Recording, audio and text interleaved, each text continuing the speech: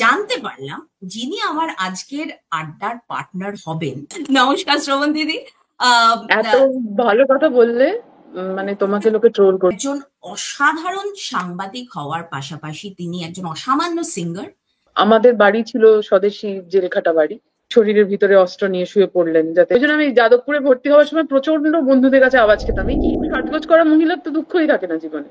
হ্যাঁ, আমার জীবনে কোনোদিন দুঃখ নেই, কোনো যন্ত্রণা নেই, কোনো ব্যথা নেই। তুমি তো এত সুন্দর করে আমার আমি আমার স্বামীকে হারিয়েছি। অ্যাকিউট ডিপ্রেশন না বললেও সেটা এক ধরনের ডিপ্রেশন, আমি বুঝতে পারছি আমার হচ্ছে। ওনার কেন মনে হয়েছে সুইসাইড করব? যে আমি জীবনে কিছুই করে উঠতে পারলাম না, যেন ভুলে না যাই, বেদনা পাই শয়নে।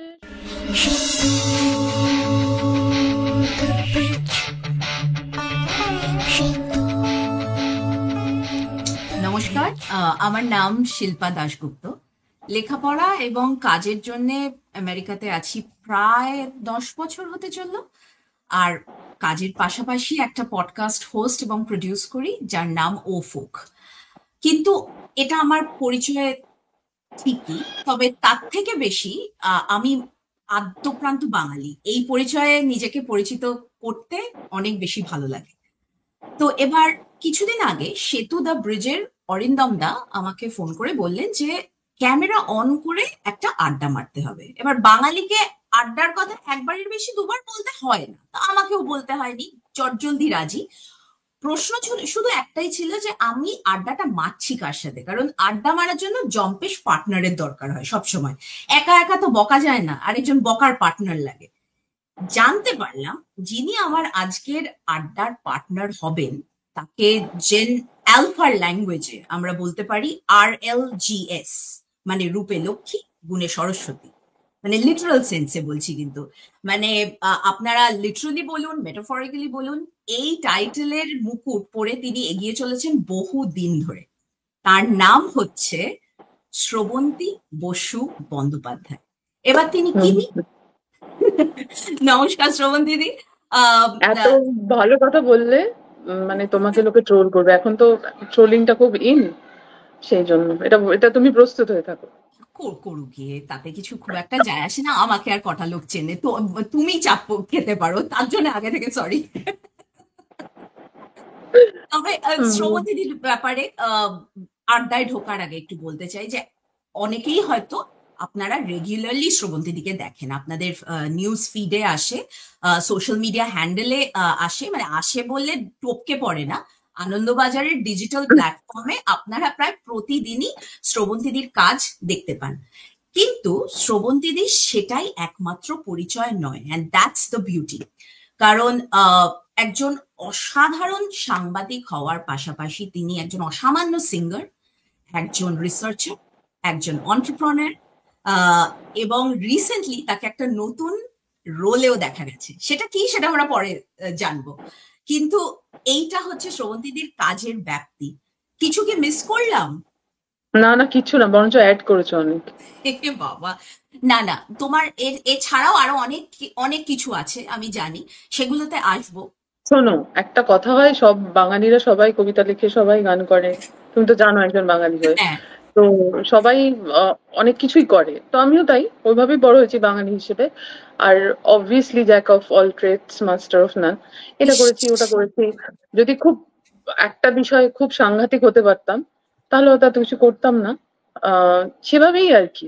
মানে জীবন যেভাবে যেভাবে নিয়ে গেছে, সেভাবে সেভাবে সেই অংশগুলোকে জাস্ট পারফর্ম করার চেষ্টা করেছি, এইটুকুই আর কি। না, লোকে এটা বলবে এত কি আছে, মানে এটাই না, আর কি, ওই এটা জন্য আমি ভীষণ বলে দিলাম আর অমায়িক কি। ভাবে তুমি বললে, কারণ না, তুমি যেটাই অমায়িক না, আমি করো। ওই জন্য বললাম যে পারফর্ম করার চেষ্টা করেছি। হ্যাঁ, আমি তো কিছুই কিন্তু করিনি, ওই মডেস্টিটা নেই আমার, কিন্তু ওইটাই আর কি। হয়তো একটা দিকে ভীষণ সাংঘাতিক কিছু হতে পারলে এগুলো হতো না। না, অনেক মানুষেরই তো অনেক গুণ থাকে। তুমি সেই গুণগুলো এক্সপ্লোর করেছো যেটা তুমি বললে, এবং কোনো না কোনো ভাবে প্রতিটা জায়গাতেই তুমি অনেক মানুষের জীবন ছুঁয়ে গেছো। আর তোমার ব্যাপারে আরো জানতে গেলে, আহ, যখন জানতে পারলাম, সেটা আমাকে সব থেকে বেশি মুগ্ধ করলো, ফ্যাসিনেট করলো, যে যেটাই করেছো তুমি, যেভাবেই করেছো, অনেকগুলো মানুষকে ইনভলভ করে করেছো, অনেকগুলো মানুষের লাইফে ইম্প্যাক্ট তৈরি একদম, মানে করেছো। তুমি খুব সাংঘাতিক মানে জায়গাটা ধরেছো আমার। আমি একটাই কথা বলতে পারি, যাই করে থাকি না কেন, প্রচুর মানুষের সঙ্গে কাজ করেছি, নানা রকম মানুষ দেখেছি পৃথিবীর। আহ সেইটাই বোধহয় আমাকে তৈরি করেছে। মানে আমি এটা বিশ্বাস করি কোথাও গিয়ে, আজকে এই একমুখিতা সমাজের, হুম। আহ একা হয়ে যাওয়া, লোনলিনেসটা তো খুব বড় একটা জায়গায় পৌঁছে গেছে। অবশ্যই। মানে গড়িয়াহাটের মোড়ের মধ্যেও দাঁড়িয়ে একজন একা হতে ফিল পারে। করতে পারে সে একা। তো একদম। এবং এই একা থাকার আবার দুটো রকম ফের আছে। কেউ এটা ভেবে ভালো থাকতে পারে, কেউ খারাপ থাকে। হুম। তো এইটাই একটা জায়গা আমার বলার, যে অনেক মানুষের সঙ্গে মেশা এবং তাদের কাছে কোথাও একটা স্বাভাবিক অর্থে গ্রহণযোগ্যতা, হ্যাঁ। এইটুকুই আমার সঞ্চয়। এত রকম মানুষ দেখেছি, এত রকম আমি যে একটা বিনোদন জগতে আছি, হুম। বিনোদন জগতের মানুষ যেমন দেখেছি, শুধুই বিনোদন জগতের মানুষ দেখিনি। আবার সেটাই। আবার ওই তার উল্টো পিঠের যে মানুষ দাঁড়িয়ে আছে হুম। তাদেরও দেখেছি। মানে একটা বিড়ি বাঁধা মেয়েকেও দেখেছি। হ্যাঁ, হ্যাঁ। ফলত একটা কোথাও আমার এই জায়গাটাই সঞ্চয় আমার। আর এই এটা আর তুমি বললে, এটা খুব মজার লাগলো, কারণ আমাদের আজকের এই আড্ডার একটা পোশাকি নাম আছে, সেটা হচ্ছে চোরা স্রোত। এবার স্রোতের সাথে শ্রবন্তীদি তোমার নামের একটা মিল আছে, তাই তো? হ্যাঁ, আমি একেবারেই কানে শোনা শ্রবন্তী থেকে শ্রবন্তী নই, মানে হ্যাঁ। তালিবেশ্বর রফলা নয়। অনেকে আমার সামনেই আমাকে বলেন, মোটেই না, তোমার নামের মানে তালিবেশ্বরের রফলা হওয়া উচিত। হ্যাঁ, তো সেটা একদমই নয়। আমি একেবারেই দন্তেশ্বরের রফলা, ব নয় তয় দীর্ঘী। এটা মহাভারতের একটা নদীর নাম। হুম। আমার জেঠু রবীন্দ্র বিশেষজ্ঞ ছিলেন পার্থ বসু, তিনি রবীন্দ্রনাথের একটা ছোট নামকরণের খাতা থেকে এই নামটি পেয়েছিলেন। তো সেটাই। এবং এবং অরিন্দম খুব চমৎকার করে এই নামটি দিয়েছে, এই হ্যাঁ, হ্যাঁ, চোরাস্রোত নামটি। ওর সত্যি সঙ্গে তাই। যখন কথা হচ্ছিল, খুব অল্প পরিচয়, কিন্তু যা হয় মানে ওর মধ্যে একটা চমৎকার আন্তরিকতা আছে। এবং খুব সুন্দর, কারণ এই নামের সাথে মিল আছে, শুধু শুধু অবশ্যই তোমার নামের থেকে ইন্সপায়ার্ড হয়ে নয়, তোমার কাজের সাথেও এর মিল আছে। ঠিক যেমন ভাবে জলের স্রোত নানান দিকে যায়, তোমার কাজের ব্যাপ্তিও তেমন নানান দিকে ছড়িয়ে আছে।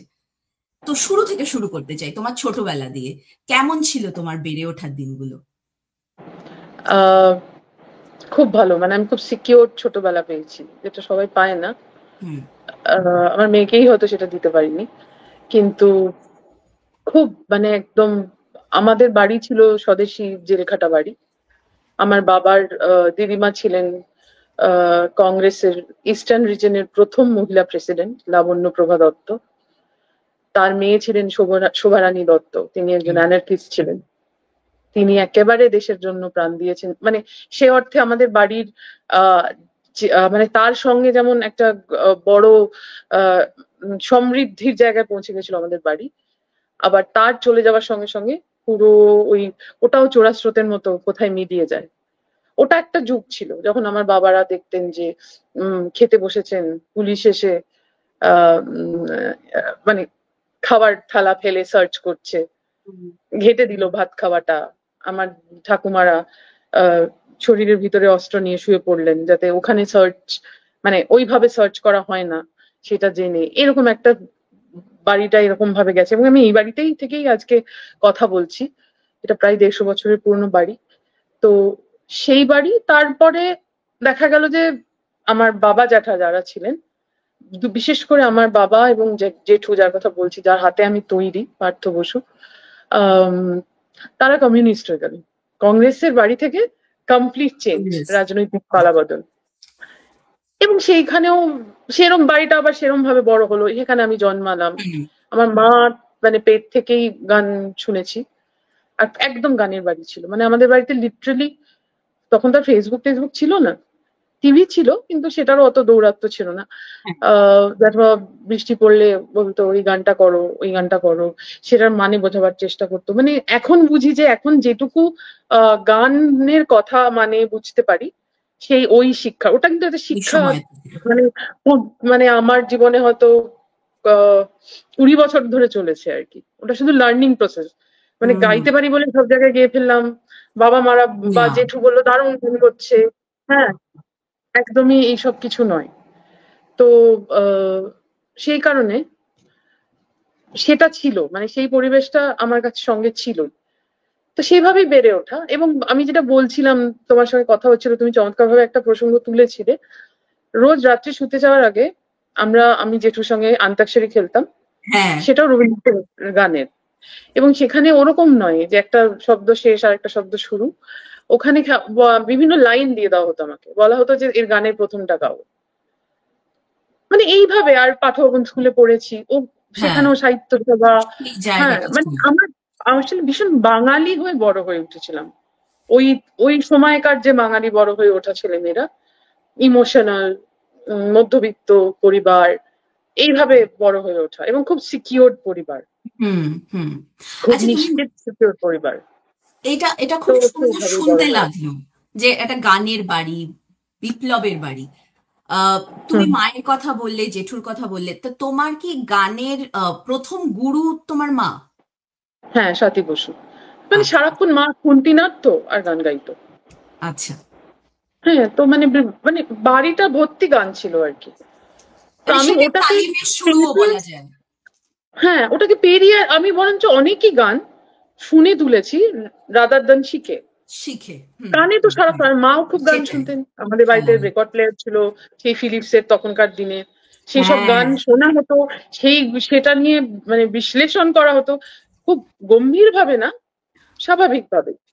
তো ফলত এইভাবেই চলেছে মানে পার্ট অফ লাইফ বিষয়গুলো। ছিল, আলাদা করে হ্যাঁ, গান মানে শিখছি আলাদা করে সেরকম কিছু নয়। ব্যাপার নয়। আর সবসময় একদম। উদাহরণ ছিল, অমুক গান কণিকা বন্দ্যোপাধ্যায়, অমুক গান সুচিত্রা মিত্র, অমুক গান দেবব্রত বিশ্বাস, হুম। অমুক গান অসিতরু বন্দ্যোপাধ্যায়। মানে আমি সবাইকে চিনতাম ছোটবেলা থেকে।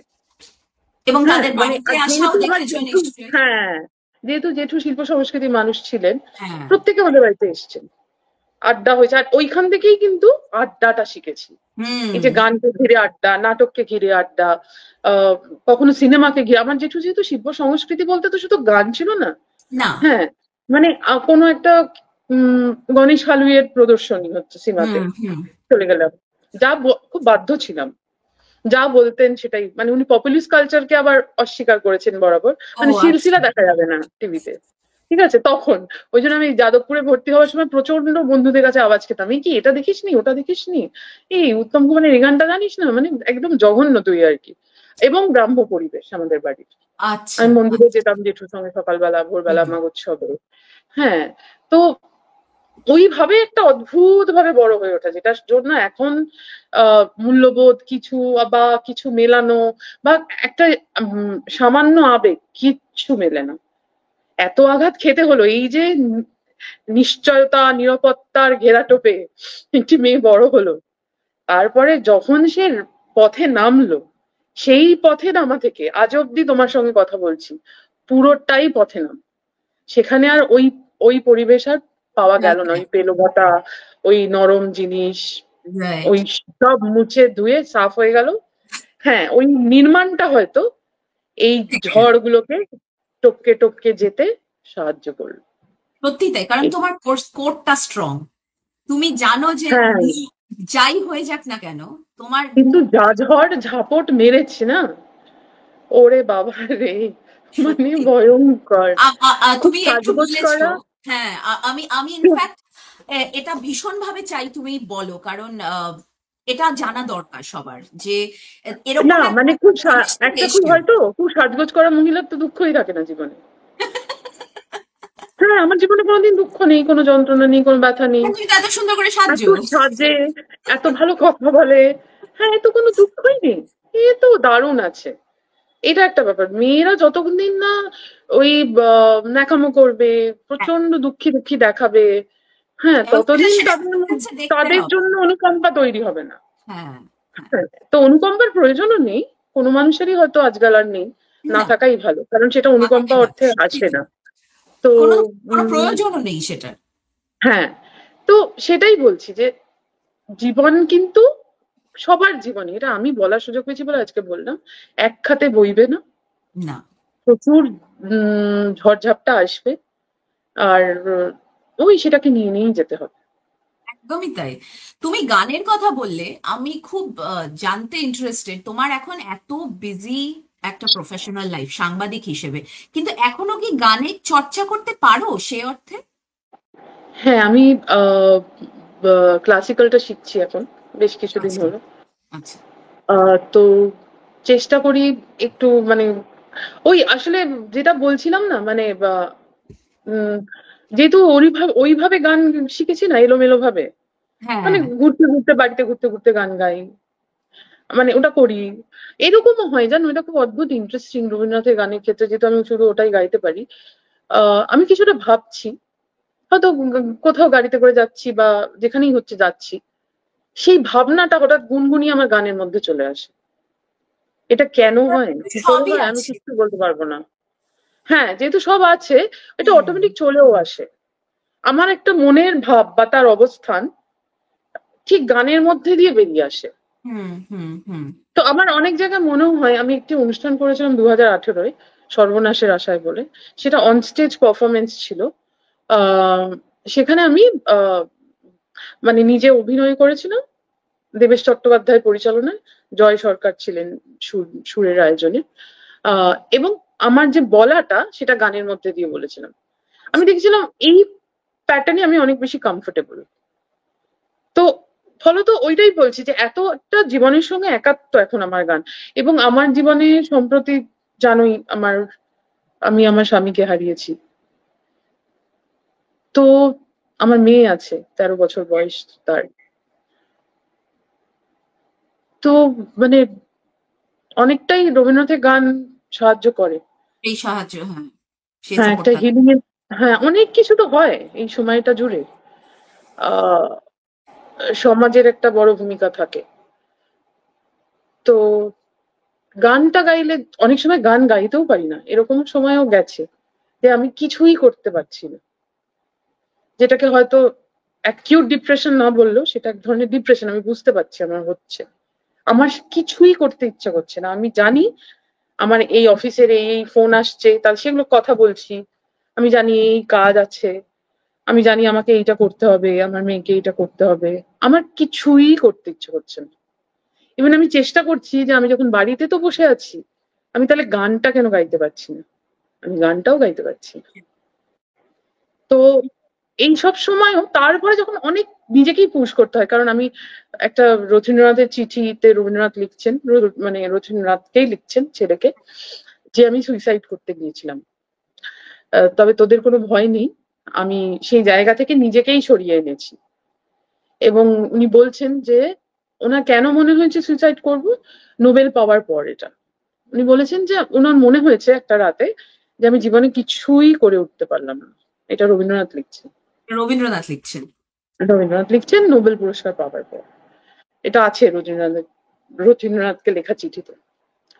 এবং তোদের আর ভয় নেই। তো আমি আমার মনকে শিখিয়ে পড়ি আবার নতুন রাস্তায়, এই লাইনটা ছিল, নতুন রাস্তায় চালান করলাম। সো অফকোর্স রবীন্দ্রনাথ তো বটেই, একটা বড় জায়গা জুড়ে আছে। এবং এটার সাথে আমি খুব রিলেট করতে পারি, কারণ আমি আমার বাবাকে হারাই যখন আমার 7.5 বছর বয়স। মাকে আমি একা স্ট্রাগল করে নিজেকে বড় করতে দেখেছি, মানে নিজেকেও এবং আমাকেও। আহ তখন অসম্ভব একটা স্ট্রাগল পিরিয়ড গেছে। অবশ্যই আমার কাছে আমার বাবাকে কোনোদিনও সে অর্থে পাওয়া হয়ে ওঠেনি। 7 বছরের হ্যাঁ, বাচ্চা, কতটুকুই আর স্বাভাবিক। মেমরি আছে। তাই আমার ওয়ার্ক স্পেসে, এখন যেখান থেকে আমি রেকর্ডিং করছি, সেখানে একটা ছোট্ট বাবার ছবি আছে। ছবিটা রাখার একটাই কারণ, সেটা হচ্ছে আমি যেন কোনোদিন বাবাকে ভুলে না যাই। তো এটা হুম। একটা কনস্ট্যান্ট স্ট্রাগল, কারণ আমার মনে হয় যে ছবি না থাকলে আমি হয়তো আর বাবাকে মনেই রাখতে পারবো না, কারণ আমার অ্যাকচুয়াল হ্যাঁ, মেমোরি মেমোরিটা নেই এত তো। weak। হ্যাঁ, হ্যাঁ। এই স্ট্রাগলটা আমার যেমন, মায়ের কিন্তু একটা ছোটবেলা থেকে স্ট্রাগল দেখে এসেছি। এবং আমার মা কিন্তু অসম্ভব সুন্দর গান গাইতে পারেন এবং রবীন্দ্রসঙ্গীতে বাহ! ট্রেন। বহু বছর মা গান ধরতে পারেননি এই এই হ্যাঁ। ইনসিডেন্টটার। আমি অনেকটা বড় হওয়ার পরে মাকে পুশ করে আবার গানে ফিরিয়ে আনার চেষ্টা করেছি। এখন মা আবার গানটা শেখেন এবং বাহ! বাহ! বাহ! খুব যে অ্যাক্টিভলি করেন তা বলবো না, কারণ ওখানে কলকাতায় একাই থাকেন তো। একটা তো অবশ্যই একটা সিগনিফিকেন্ট হ্যাঁ একাকিত্ব। হ্যাঁ হ্যাঁ হ্যাঁ হ্যাঁ হয়তো হ্যাঁ, নিজেকে ওইটাই সেই ওইটাই। পুশটা করতে পারে না, তুমি যে কথাটা বললে যে অনেক সময় কিছুই করতে না, ইচ্ছে করে আমি না। ওই বয়সে ছিলাম, আমিও পারবো না, এবং আমি ভাবি আমি তো এবার একাই জীবনটা কাটাবো। আমি সেটা মানে আমার মেয়ের পর বড় হয়ে যাবে, চলে যাবে, আমি এখন থেকে নিজেকে বোঝাই আমি জানি না আমি কি নিয়ে বাঁচবো। এত মনের সাহস, বল আমার এখনো জোটেনি। আমি জানি পারবে, না এখনো, আর প্রচুর সংশয় পারবে। আছে। কিছু দেখবে জানি না, তোমার জানি না। গান হয়তো একটা সূত্র হবে, কারণ আমি মাকে দেখি, মা যার কাছে গান শেখেন, সেই সেই বাড়িতে গিয়ে মার কিন্তু একটা আশ্রয় হয়েছে, একটা কথা বলার জায়গা হয়েছে। গান গাওয়া তো অবশ্যই আছে, হুম রবীন্দ্রসঙ্গীতই হুম। শেখেন মা।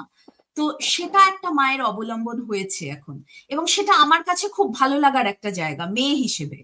আহ, তার থেকেও বেশি আমার মনে হয় মেয়ে মানে ওভারঅল নারী হিসেবে, যে আরেকজন নারীর হ্যাঁ কাছে অবশ্যই, গিয়ে মা সেই জায়গা। জায়গাটা পাচ্ছে। তো জানি না, কিন্তু হয়তো তুমিও পাবে সেই জায়গাটা কোনো কোনো সময়। জানি না, সামনেটা তো আমরা একদমই কেউ জানি না। ওই একদমই জন্য তাই। আমি এই ঘটনার পর একটা জিনিস ঠিক করেছি যে আমি প্রত্যেক দিন বাঁচবো, একটা দিন করে বাঁচবো, প্রত্যেকদিন বাঁচবো মানে একটা দিন করে বাঁচবো।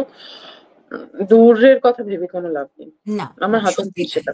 সত্যি তাই, আমি এটা আরো এটা এলোমেলো খুবই হয়ে যাবো, ডিফিকাল্ট। সেটা যদি যত মানে যত ভাববো তত এলোমেলো হয়ে যাবো। হ্যাঁ। তাই একটা একটা দিন করে বাঁচি, তারপর দেখি কি হয়। আর কি কি আমার এখন মনে হয় যে আর কি কি আছে। তো হয়তো হয়তো সেই জন্যই তোমার কাজের ব্যাপ্তি এতটা, এত কিছু হ্যাঁ, তুমি কারণ করো। কাজ একমাত্র জানবে একটা, আমি মনে হয় এখন যে বিশ্বাসঘাতকতা করে না। সত্যি তাই, ওটা বাঁচিয়ে রাখে। হুম, অনেকে ওটা বাঁচে। অনেকে বলেন যে আম, কাজই সবকিছু নয়, কিন্তু আমি জানি না, ওভার দ্য ইয়ার্স না। আমি কিন্তু কাজে সেই রেকলুসটা পেয়েছি, সেই সেই মানে বলে না ঠেরাও, হুম সেটা হুম পেয়েছি হুম আমি কাজের হুম মধ্যে দিয়ে। হুম হুম। তো তুমি একটা কথা বলছিলে না যে বাবার ছবিটা রেখেছি, আমার তখন ওই লাইন, ওই যে বলছিলাম আমার এক্সপ্রেশনে গানের লাইন চলে আসে, হ্যাঁ। তখন তখনই মনে হলো ওই গানটা। হুম। যেন ভুলে না যাই, বেদনা পাই শয়নে স্বপনে, যদি তোমার দেখা না পাই প্রভু এবারে জীবনে, তবে তোমায় আমি পাইনি যেন, সে কথা রয় মনে, যেন ভুলে না যাই, বেদনা পাই শয়নে স্বপনে। হঠাৎ করে এই লাইনটাই মনে এলো আমার, সেই জন্য মানে এইভাবেই না আমার সঙ্গে আমার গান চলে। এবং এত গানে অ্যাপ্ট এই গানটা, তো মানে গায়ে কাটা হ্যাঁ। দিয়ে দিল। আচ্ছা, তুমি এই গানটা গাইলে আমার দত্তায়, দত্তা ছবিতে তোমার গাওয়া একটা গানের কথা মনে পড়ে গেল। হ্যাঁ। তুমি তুমি সিনেমাতেও প্লেব্যাক করেছো। দত্তাই কি তোমার প্রথম প্লেব্যাক কাজ, নাকি তুমি না, আগেও করেছো? আমি উৎসব মুখার্জি একজন পরিচালক আছেন, ভিতু ছবি বানিয়েছিলেন, তার ছবির নাম ছিল ভিতু। হ্যাঁ, হ্যাঁ। সেখানে একটি প্রথম প্লেব্যাক আমার, জলেনি আলো। আচ্ছা, আমার আচ্ছা। প্রচার কম গানের, সেজন্য অনেকেই জানেন না। হ্যাঁ, হ্যাঁ, হ্যাঁ, আর হ্যাঁ। দ্বিতীয় হচ্ছে এটা ঋতু, বিশেষ করে ঋতুপর্ণা ওর জন্য, এবং নির্মল চক্রবর্তী হুম, যিনি হুম। পরিচালক, তার জন্যই ডিরেক্টর, এটা হ্যাঁ। সম্ভব হয়েছে। এবং জয় সরকার, এই তিনজন এই পিছনে আছেন। ধায় যেন মোর সকল ভালোবাসা, এই গানটি আমি গেয়েছিলাম। কোনো আপকামিং প্রজেক্টে কি তোমার গলা শুনছি আমরা? না গো, আমি এসব পারি না। কেউ এমা। বললে তখন গেয়ে নি, কিন্তু একটা উদ্যোগ লাগে তো সবকিছুর, যে আচ্ছা আমি অমুককে গিয়ে বলি, বা একটা কিছু গান জমা দিই, যে একটু দেখো না যদি আমি একটু গাইতে পারি। গান নিয়ে না, এটা আমি পারি না। ওই যে বললাম, এটা আমার হাতে নেই। তবে আমি আমরা এত আশা তো, রাখছি যে পাবো শুনতে। সেটা ওই যদি হয় হবে, না হলে না হয়। না হয় আমার যা হয়েছে তাই হলো, আরো কিছু না, না, নাই হলো। হবে, অবশ্যই হবে। আমার যারা তো শুনেছেন পরিচালক, তারা মানে জানেন। এত পরিচালকের সাক্ষাৎকার নিই, যোগাযোগ আছে, হুম। কিন্তু আমি বলতে পারি না কাউকে গিয়ে যে আমার একটা গান দাও না, দাও না, এইটা ঠিক। এটা কিন্তু এটা আমি বলছি না যে এটা আমার বিরাট গুণ, এটা আমার বিরাট দোষ। না না, হ্যাঁ কারণ এটা তো হ্যাঁ। বলতে হবে তোমাকে, তুমি যেটা চাইছো সেটা তো তোমাকে গিয়ে বলতে হবে, তোমাকে অ্যাপ্রোচ করতে হবে, তোমাকে রেকর্ডিং করতে হবে। হুম। কিন্তু কোথাও আমার এটাতে খামতি আছে। আর সত্যি কথা বলতে তুমি ঠিকই বলেছো, আজকের দিনে দাঁড়িয়ে হয়তো আরো বেশি প্রয়োজন হয়ে পড়েছে, কারণ হ্যাঁ, চারপাশে হুম, হুম, হুম। অনেক বেশি মানুষ হ্যাঁ, হ্যাঁ, হ্যাঁ, এসে সেটাই, গেছেন এই ইন্ডাস্ট্রিতে সেটাই, কাজ করতে। সেটাই, হ্যাঁ। তবে গানের সাথে কিন্তু শুধু যে তুমি সিঙ্গার হিসেবে গানটা গাইছো তা নয়, তোমার সাংবাদিক জীবনেরও যোগ আছে। কারণ যতদূর আমি আহ, অল্প বিস্তর যেটুকু রিসার্চ করেছি এর মধ্যে, তার থেকেই আমি জানতে পারি যে সম্ভবত গৌতম ভট্টাচার্য এবিপি প্রিন্ট ভার্সনের জন্য এমন একজন জার্নালিস্টকে খুঁজছিলেন যার মিউজিক্যাল ব্যাকগ্রাউন্ডও আছে, এবং সেখান হুম, থেকেই খুব তোমার আশা, তাই তো? একেবারে, একেবারে আনন্দ প্লাসে আমি প্রথম লিখি। গৌতম দা খুঁজছিলেন, উনি খুব পার্টিকুলার, তো উনি খুঁজছিলেন যে আমি হ্যাঁ।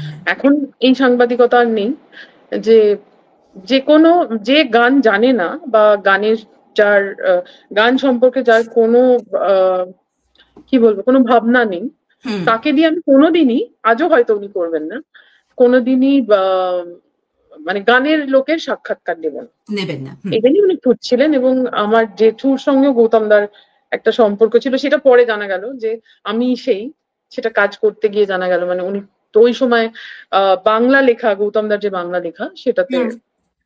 আমার জেঠুর একটা বড় ভূমিকা ছিল। হুম। তো তখন ফার্স্ট আমি ইন্টারভিউ করি রেজওয়ানা বন্যা চৌধুরী। ওটা আচ্ছা। ওই অক্ষরে, প্রিন্টের অক্ষরে বাই লাইন যেটা বলে আমাদের সাংবাদিকদের, আহ যেটা অবশ্য পরের দিনই ঠোঙা হয়ে যায়। তো ওই অক্ষরে প্রথম বেরোলো যে রেজওয়ানা চৌধুরী বন্যা সাক্ষাৎকার। হ্যাঁ, আমি প্রচুর মানুষের মানে গানের ইন্টারভিউ করেছি।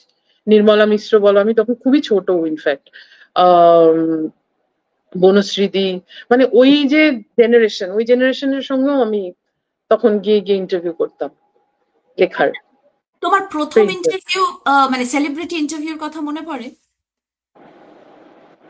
ওই তো বন্যাদ্বীপটা মনে আছে, কারণ ওটা আমার আচ্ছা, প্রথম বন্যাদ্বীপটাই ইন্টারভিউ প্রথম। ছিল। হ্যাঁ, আচ্ছা। প্রিন্টের জন্য, আনন্দ প্লাসের হুম। জন্য তখন ছিল। তারপরে তো মানে অসংখ্য হয়েছে, হ্যাঁ। এই আর কি। তো মানে এত বছর, মিলিয়ে মিশিয়ে তোমার কত বছর হয়ে গেল জার্নালিস্ট হিসেবে? প্রায় হয়ে গেল 17 বছর। বাবা, 17 বছরের লম্বা ক্যারিয়ারে বহু মানুষের সান্নিধ্য পেয়েছো, ইন্টারভিউ নিয়েছো। আহ, যদি বলি যে টপ তিনটে বা চারটে সব থেকে মেমোরেবল ইন্টারভিউ তার এইটা মধ্যে। খুব শক্ত, জানো তো, মানে আমি না, যেটা হয়, আমি মানে সব কাজেরই তো একটা একঘেয়েমি আছে। হ্যাঁ। অনেক মানুষ ফিরে ফিরেও ইন্টারভিউ দেন আমায়, কারণ তারা আবার এখনো কাজ করছেন। আমি যেটা চেষ্টা করি আমার সাক্ষাৎকারে, আহ আমি কিছু নিয়ে যেন বাড়িতে ফিরি তাদের কথা থেকে। হুম। Always I try. হুম। কখনো ফিরি না, কখনো ফিরি। তো আহ, সেই কারণে মানে প্রচুর মানুষ আছেন, মানে এখানে তিনজনের নাম বলে বলবে দেখেছো, ও আচ্ছা এরকম বলবে, সেটা আমি বলতে চাই না। মানে সত্যি, মানে একটা তো আমি মেনলি টালিগঞ্জ ইন্ডাস্ট্রির সঙ্গেই আমাকে কাজ করতে হয়েছে, হুম। প্লাস সংস্কৃতি জগতের, মানে গানের জগতে, হুম। হুম। ইনফ্যাক্ট কবিতার জগতেরও কয়েকজন মানুষ তখন নেওয়া হতো সাক্ষাৎকার। সেরকমও নিয়েছি, বম্বেতে গিয়েও নিয়েছি কয়েকজনের হ্যাঁ। ইন্টারভিউ। তো ঘুরিয়ে ফিরিয়ে আছে আর কি। যেহেতু আমি গানের দিক থেকে বলতে পারি, ইন্ডাস্ট্রিটা বাদ দিলে, আরতিদির একটা ইন্টারভিউ নিয়েছিলাম। তো ওখানে উনি একটা খুব চমৎকার নানা কথা বলছিলেন, আগে, এটা অনেক আগের ইন্টারভিউ। তো ওনাকে কেউ বিষ খাইয়ে ওনার গলাটা নষ্ট করে দিতে চাইছিল, এবং সেখান থেকে উনি কিভাবে নিজেকে ফেরালেন। আমার সবসময় না এই ফেরার গল্পটা শুনতে খুব ভালো লাগে। মানে একটা ডাউন ইন্সপায়ারিং। প্রত্যেকেরই হয়, প্রত্যেক মানুষের জীবনে, এবং সে কিভাবে তেড়ে ফুঁড়ে ওই মাটি খুঁড়ে উঠে দাঁড়িয়ে বলে যে না ভাই আমি আসছি, এবং আমি ফুল হ্যাঁ, ফ্লেজেডলি আসছি। এবং ওটা এইটা শুনলে যেটা মনে হয় উনি যদি সবচেয়ে বেশি পারেন আমিও ইম্পর্টেন্ট। পারবো। হ্যাঁ, আশা ভোঁসলে যেমন বলেছিলেন যে, খুব স্ট্রেট, উনি খুব স্ট্রেট ফরওয়ার্ড হুম। বলেছিলেন যে মহিলারা যারা খুব কেরিয়ারের দিকে মন দেবেন, সেটা গান হোক, অন্য যে কোনো জায়গায় হোক, হুম। হুম। হুম। তাদের লক্ষ্য, ওই যে আমি বলছিলাম একটা লক্ষ্য হওয়া উচিত, আমি নিজেকেই ক্রিটিসাইজ করছিলাম তখন তুমি যখন বলছিলে, তাদের কখনো বিয়ে করা উচিত না। এই, এটা হ্যাঁ, কিন্তু উনি কিন্তু খারাপ হয় না, এটা কিন্তু না, সত্যি খারাপ কথা। না, উনি তো সিরিয়াসলি বললেন যে এটা ভীষণ তাহলে তো যথার্থ সব কথা। মানে ভাগাভাগি হয়ে যাচ্ছে, তুমি তোমার হ্যাঁ। কেরিয়ারে মন দিতে পারবে না। তো এইরকম মানে আরো আছে, মানে ঠিক এখন যা হয় মনে আসে না ওরকম। যেমন রণবীর এসেছিল আমাদের ইয়েতে, হাউসে। এক একজনকে এক রকম দেখি, ওকে আমার খুব ভালো লেগেছিল তখনও, অবশ্য অতটাও রণবীর নয়, কিন্তু হুম। রণবীর তো রণবীরই, সেটা তো এক্স্যাক্টলি। পেডিগ্রিটাই উফ। আলাদা। তো হ্যাঁ।